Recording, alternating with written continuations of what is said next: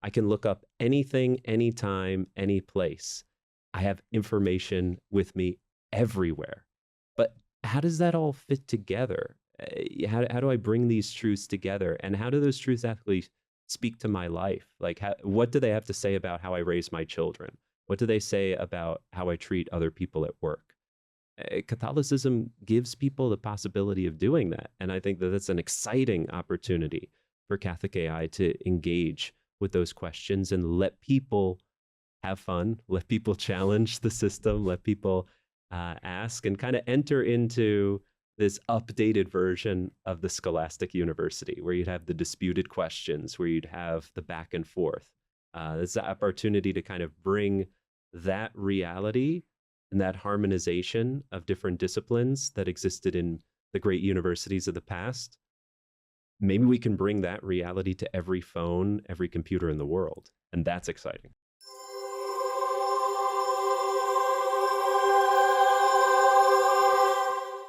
Hello and welcome to the Catholic Futurist podcast. My name is Benjamin Crockett and I'm your host. We look at the world of tomorrow, the emerging technologies, and we look at those forks and we bring in the moral and intellectual tradition of the church. And today is my great honor and my great pleasure to be speaking with Father Michael Baggot here in Rome. Hi, man. Great to be here. It is fantastic to be here with you, Father Michael. And we're in our new studio here on the day after Pope Leo XIV has been announced. Very exciting. Yeah, we were both there for the announcement and we were a bit surprised. Yeah, no, I mean, it's just absolutely exciting and incredible. And speaking of that, the exciting and incredible news is the world of AI that keeps marching faster and faster forward. And Father, one of our big projects here at Longbeard and with the Catholic Futurist podcast is to look at AI and to try to bring in those Catholic values, those Catholic themes, and to embed it into this new technology. But Father, while we're doing that, why is Catholic AI important? Why is it important for the church to be involved? Well, AI is shaping practically every dimension of life. We can look at the workforce, education, medicine, warfare, relationships in the family, among friends, practically every aspect of life. So we as a church, as an expert in humanity, want to make sure we're giving the right guidance and make sure that these great values are informing and shaping the design of AI systems. So I think that Catholic AI comes primarily in that aspect of promoting the right values and making sure that these different systems are well designed. And we live in an age of confusion. We live in an age sometimes of deception, of manipulation. And so we want to make sure that we're sharing the truth. These systems are promoting the truth and are reliable, and that different users have a certain confidence that they are gaining the right guidance, the right responses. We may never reach that perfectly, but we at least can do our best to design them to move in that direction. And Father, when you're speaking with people who are working actively in artificial intelligence, do you find that a good majority of them have values that we could align and say that they are Catholic, or are the majority of them, kind of floating around in that secular space and not thinking in terms of those traditional Catholic values?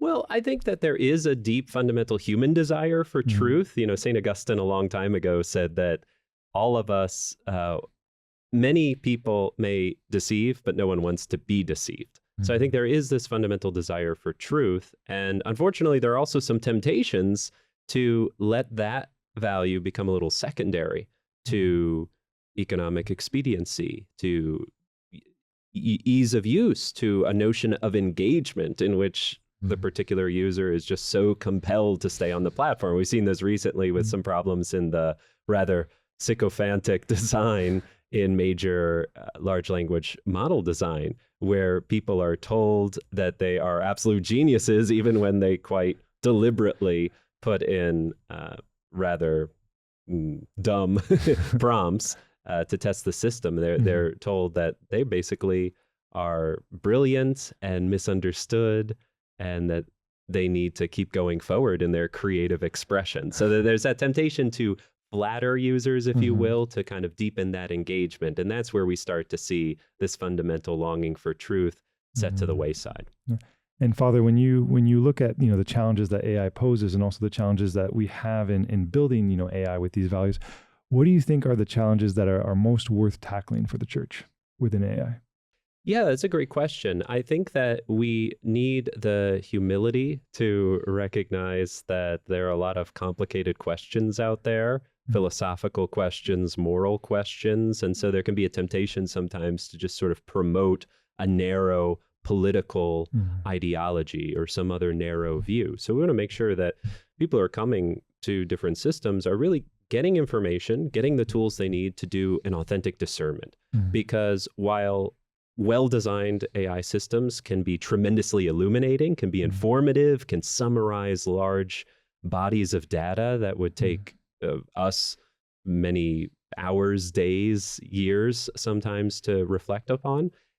They can never replace the very human decision-making process and that moral responsibility, because ultimately we're going to be responsible as human agents for decisions that are made in our personal life, but also decisions that are made in the criminal justice system, for instance. So these design issues have very widespread societal impact as well. And we don't want to outsource what is most human. We want to enhance our capacities to understand situations, to assess them better, and to make responsible decisions. And Father, you mentioned, kind of that moral worth that humans have and that ability for us to make moral judgments. There was a recent, I think it was a research paper that was provided by Anthropic, where they talked about the moral status of these AI systems and the potential, as things continue to progress, what do we do with that? What does the church make of those claims? Well, there is something very unique about the human being. We see the human being as having these capacities for intellectual insight, these capacities for free decisions. And so these AI systems might be able to emulate and mimic some of the expressions of those human characteristics, but we don't want to blur the lines here. We want to keep in mind the clear differences between human beings and the different products, artifacts that they design. So we want to make sure that these AI systems remain as tools to improve, to illumine, to aid and assist those unique human characteristics, those unique capacities. What we don't want to do is try to imagine some sort of new, superior digital person, if you will. And we don't want to confuse what is mimicked and systems that emulate these characteristics with actual persons. So I would be very uncomfortable to start attributing a kind of moral status to the actual systems. I'm certainly concerned about the moral implications of the human decisions that are made in design and development of the systems, but I wouldn't want to absolve the human beings of their responsibility for the decisions that are made. And I want to keep that distinction between the human and the machine quite clear as we go along. And that makes me think, Father, of I know one of the topics that's dear to your heart, which is looking at that kind of that blurring within like artificial intimacy and how these systems will take up more and more space in people's lives as loneliness, as technology kind of moves into these spaces and takes up more and more of our time. Sure, because as the systems get better and better about guiding us or suggesting information, the temptation sets in to think of them as more reliable, more available, more supportive of us than real life human beings. But one of the beauties about human interpersonal relationships is that good friends, good family members, sometimes challenge us, sometimes correct us. And they also can exercise an empathy that these systems will always lack. So there's always going to be a kind of asymmetry between humans and the machines that they use. Like we'll be able to find a lot of benefit, even guidance from them, but there's not that same interpersonal exchange of love, of care, of sympathy and compassion, right? Because they can't really empathize with us without an emotional life. They can't suffer with us. They can't have that true, authentic compassion. So as helpful as they may be as tools, they're not going to, or ought not to replace these other really enriching relationships in our lives, which again, can be uncomfortable, can be very hard to develop, can be hard to sustain, but are some of the richest experiences of our life. Now, I'm very open to the possibility that some of the AI systems can provide some aid, especially people who struggle for a particular reason, maybe because of trauma, maybe because they're neurologically divergent, or they're going through a difficult time, or they're in a new social situation. I'm open to getting some initial training in the social life through these systems, a kind of social simulator. But I think that social simulation ought always to be geared to a better and richer real life, real world interpersonal experience with other human beings. So if we have that goal in mind, then they can assist along the way, but they should aid, not replace. And Father, I want to touch back on something that you'd mentioned about kind of that blurring of the line with AI and with these technologies. Something that I find kind of worrisome. I mean, there is an aspect where I am inspired, because I think that innovation is a beautiful thing, and I think that innovation, kind of that mission of the individual to be led by their curiosity, to continue to develop, to make their circumstances better. I think that's incredible, and I'm a huge believer in curiosity and creativity. Something that I find uniquely challenging and worrisome, though, about the AI space in particular, is that technology, not only is it kind of developing at a speed that for the average person is almost impossible to keep up with, but another thing is that it allows for people's weaknesses and negative characteristics and qualities to be exaggerated to such a proportion that I feel like, okay, I'm an adult, I have children, I have a lot of things that keep me in the real world. But if someone has not built in the habits to really learn and spend time learning, or has not developed the courage or that personal will to live in the real world and to meet someone and to pursue that person and to develop themselves in a way where you're attractive to other people and you bring good people together. AI seems to be accelerating that. And one of the subjects that I know that you're passionate about and you're studying actively is that area of artificial intimacy, that area of artificial companionship. And this is all stuff that seemed just a few years ago to be something that was relatively science fiction-esque. Sure. How is the church encouraging young people to, actually live in the real world and pursue relationships that are meaningful and can be challenging and can be hurtful and all those things, but that within that pain we grow?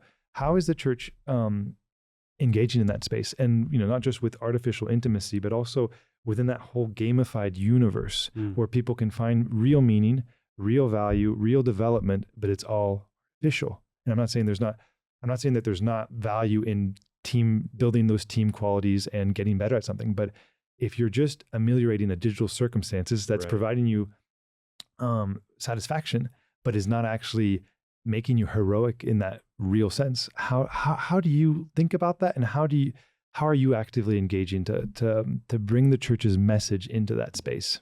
Yeah, it's a great question. As a Catholic educator, as a professor, I'm constantly thinking about how I can help my students form the human, emotional, and social skills that the church has always promoted, but that in a sense are more valuable than ever, because so much is being automated and so much more will be automated.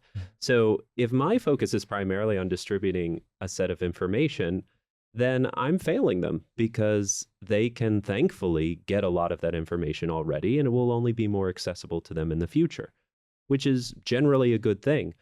But that increase in information is no guarantee for an increase in discernment, an increase in prudence, or an increase in wisdom. So I need to help them form those skills, which are going to come through lots of different paths, right?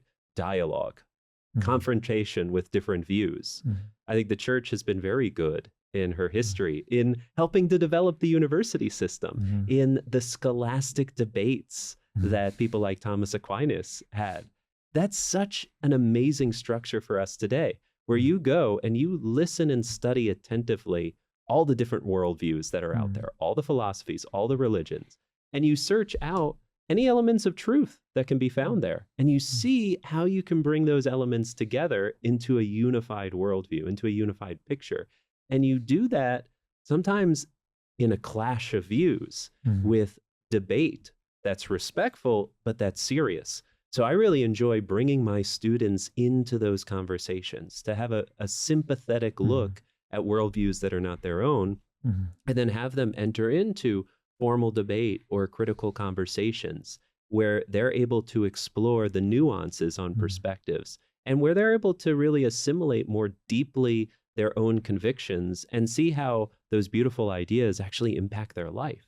right? Because their time of formal education will end, but the different habits, the virtues that they form, intellectual virtues, moral virtues, that's what's really going to drive them forward in the future. So I think the church is really well equipped with her patrimony of wisdom and her longstanding commitment to education. So we should really be on the forefront of this. We should continue to be leaders in this area to make sure that we're forming those virtues that are transferable, right? They're not going to go out of date. They don't have an expiration date just because of a new technological development. They're actually something that can bring with them to different social settings, to new situations.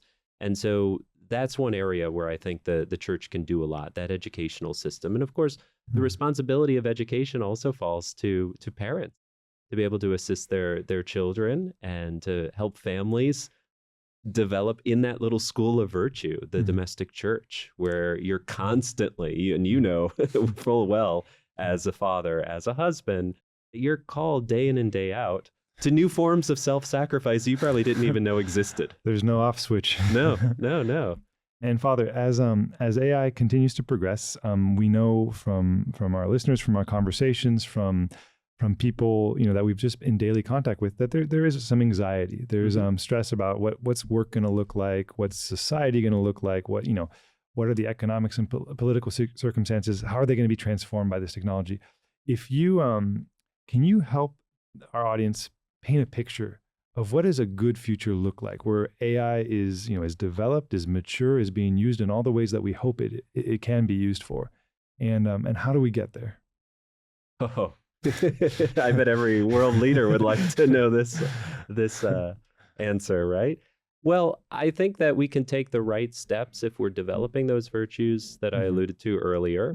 If we help people recognize the value of work as a path of human growth, as a path of collaboration, no matter how small that work may seem or how big it may be on the world stage, there's a sense that there should be an intrinsic goodness, a formative value to your work, that it's a place where you're using your unique talent at the service of others. I was reading an author recently who's heavily involved in a business school, and he said human excellence is often achieved when we take our competency and we put it at the service of others. So I think that's what we want to look for.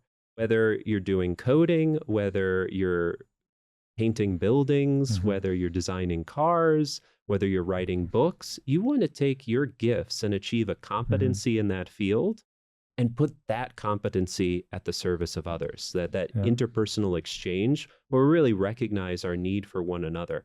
I think if we can achieve that exchange and we find value in the work, whatever it may be, then we can go forward with a sense of meaning and purpose. Yeah, but Father, if I can just push back for 1 second. Like I 100% agree with that. But there have been, people within, in very high places, in the political and economic sphere where they're talking about, and I don't know, obviously no one knows how soon this will happen, but they're talking about like 40% unemployment by 2030, whether it's because of transportation, whether it's because of automation, whether it's, white collar, blue collar. And I 100% agree that work is meaning, work is dignity, work is beyond just the economic value and how much you're contributing in that sense. But when we're in a place which seems at least not too far away, where there's a huge percentage of that population that actually cannot add any positive economic value, they are not able to, and that's a very scary place. And if we don't get that right, and I believe, and we all believe here, that if the church is not at the center of that, people can be very angry, people can be very desperate, and that can be a very dark and scary place. Right. How do we get past that, or how do we at least paint a picture and arrive at a place where where it's okay? Yeah, that's a challenging question. I was thinking of the fact that the new Pope chose the name Leo XIV, and of course he is evoking his predecessor, Leo XIII. And one of Leo XIII's major contributions was developing this contemporary notion of Catholic social teaching. And Leo saw the new things. The new things were heavily tied to technological developments and the human implications of those technological developments. And he placed the attention of the church squarely on worker dignity, worker rights, and finding the best ways to organize them so that those who weren't really appearing to contribute much to society were not just set aside and thrown aside as useless. So I think that one of the many challenges of this pontificate, together with all of his advisors and everyone else who has insights on this issue, is to really develop a kind of new, deepened appreciation for the dignity of each human person and create the proper social structures so that those who are not able to pivot quickly in this huge economic disruption are not just forgotten and left behind, that there's some sort of safety net there and assistance in education so that they can transition to a way of actually using their time and talents in a valuable, worthwhile way and not forgotten and set aside. But that's going to be a major challenge and commitment on the part of the church in collaboration with all the other people in the world who are thinking seriously about this. And then, Father, I guess my final question would be, where do you think we're going to be in a few years with Catholic AI? What are your hopes with Catholic AI? Well, I want to see Catholic AI as a reality that is readily acknowledged and accessible not only to Catholics, but to those outside the church. So I want reliable responses to those questions of mere curiosity. We just lived through a conclave where the entire world is spending hours each day waiting for white smoke to come out of a chimney. There's clearly this curiosity, this interest that people have in the institution of the church. And so I want all of those people in those moments of grace where they might just have an interesting question about the church to have ready access to reliable information that they can then reflect upon and bring up with real life Catholics and practicing Catholics. But I think that Catholic AI should be an easy entry point for people who have those questions, concerns, confusions, maybe even objections to the faith. And so I want to see this as being something that's widespread, readily accessible. And then I also want to see Catholic values instilled in how we use AI in all of those other fields we mentioned earlier, right? So that the healthcare system is taking advantage of developments in drug discovery, in drug testing, and drug development. We're making breakthroughs, for instance, in the treatment of Alzheimer's, in dementia. We're really putting these tools at the service of the weak, the frail, the vulnerable, the forgotten. I want to see that becoming more widespread. And I want us to kind of shift away from just thinking of these as nice, interesting, sometimes scary tools of a few people who happen to be technologically inclined, to just really being inbuilt, integrated into what we consider most important in life. Yeah, and Father, I think, my personal opinion is that as the values that are building the majority of these AI systems, and we've talked a lot off air about transhumanism and about these different value systems that aren't grounded in something that is really truly faithful, I think that Catholic AI is going to take a larger and larger space because people are going to want to have, something that's documented, that's doctrinal, that has that authority and that clarity that the church can provide. Why do you think? What do you think are the biggest challenges for us to get there, though, where more people start to want to be participating in Catholic AI? Well, there can be a fear that Catholic AI is something that's sectarian. It's just one particular group, and there are lots of value systems and lots of different perspectives on how to organize your life. So why pay attention to Catholicism as opposed to other systems? And so I get that. That's the perennial challenge of pluralism, right? And I think that's going to be with us for a while. One of the things that I think is very exciting about Catholic AI in that regard is that people are starting to discover how rich and nuanced the Catholic tradition is. And they're starting to discover that these aren't just a set of fairy tale ideas that have been imposed from one generation to another, that there's actually a lot of serious thought, reflection, and debate. So people are starting to find out about Thomas Aquinas, about St. Augustine, and they say, well, wait a second, these really brilliant people actually wrestled with the kind of issues that I have today.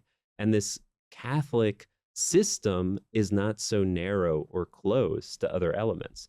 So I think that this is actually a key moment for us to expose more people to that richness and that nuance and give them that space to wrestle with the deep questions, to prompt to go deeper, to find better arguments, better resources. And we ought to have a healthy confidence that this is not just a narrow-minded sectarian system and not just one among many, but that there's space to integrate whatever's true, good, and beautiful in all these different philosophies or ways of thinking into kind of a coherent whole. And I think that that's an attractive selling point to Catholicism in general, but Catholic AI in particular, because we feel the weight of fragmentation. I can look up anything, anytime, any place. I have information with me everywhere. But how does that all fit together? How do I bring these truths together? And how do those truths actually speak to my life? Like, what do they have to say about how I raise my children? What do they say about how I treat other people at work? Catholicism gives people the possibility of doing that. And I think that that's an exciting opportunity for Catholic AI to engage with those questions and let people have fun, let people challenge the system, let people ask and kind of enter into this updated version of the scholastic university where you'd have the disputed questions, where you'd have the back and forth. It's an opportunity to kind of bring that reality and that harmonization of different disciplines that existed in the great universities of the past. Maybe we can bring that reality to every phone, every computer in the world. And that's exciting. And Father, that's so exciting that, AI, and particularly Catholic AI, can provide that nuance, can provide that information, that context, that history. Those are things that I actually actively use every day on Magisterium AI. But Father, what are the specific areas where AI should not go and cannot go? Well, we talked a lot about that intimacy, right? So there is no AI system that can replace human friendship. And there's no AI system that's going to be able to take away the value, for instance, of a good spiritual director. Because a good spiritual director doesn't just give you information. The good spiritual director accompanies you on this journey of growth. And so some applications can give you sound advice, but you need that living person, that guide, to really show you how to apply that more concretely to your state, to your challenges, to your reality. So I would never want to lose that unique role of authentic companionship and friendship, that unique role of the spiritual director. And then we get to, of course, the sacraments, which I think about often as a priest, right? I have full job security in that sense, because no AI system is ever going to be able to administer the sacraments. This speaks to the incarnational logic of the church, right? We believe in a God who became man, who took on human flesh, and who interacts with fleshy beings, human beings, through visible signs. And so he continues his ministry in a very physical, grounded, rooted, and communal reality of the church. So no matter how many brilliant insights you're able to find in AI systems, thanks be to God, there's no replacing the sacramental system, that lived here and now experience of the divine, of the eternal. And it's not just a private, me and Jesus experience. It's always a communal experience. We're baptized surrounded by our loved ones. We're married in the presence of a community, right? We celebrate the Eucharist together as a people of God on a journey, on a pilgrimage toward heaven together. So in a world where we can often feel isolated and even absorbed by really attractive digital devices, the church says, wait, there's more. There's the embodied experience and there's the communal experience. And I think that what things like Magisterium AI do so well is they're the window, the opening to the curious or to those who just want to go deeper.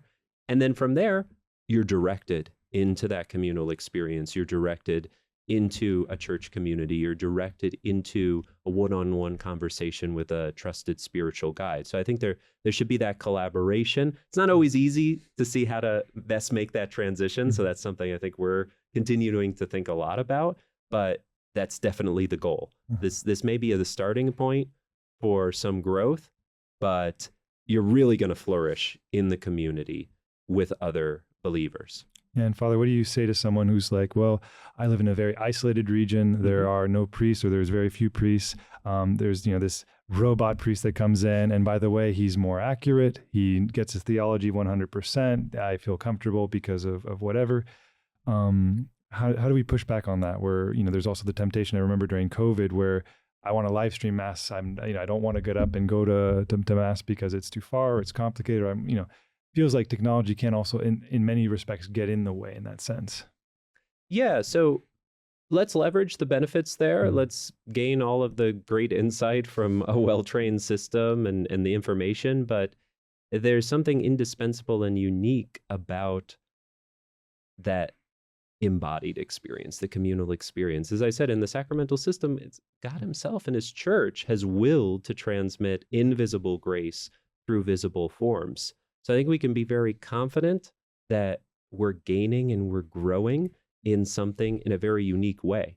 So that's at the highest supernatural level, right? In the level of faith, that God has chosen to transmit these invisible graces to us in a concrete, visible manner in a sacramental system. But I think if we trust in those spiritual benefits, along the way, we get a lot of just basic human benefits. We start to see that as great and reliable as that robot is lacking that empathy, that sympathy, that compassion, that real care and concern that I can find in the weak, in the frail, in the limited brother and sister that I encounter when I go to receive that spiritual grace. So I think sometimes when we pursue that unique encounter with God along the way, our human interactions are actually enriched.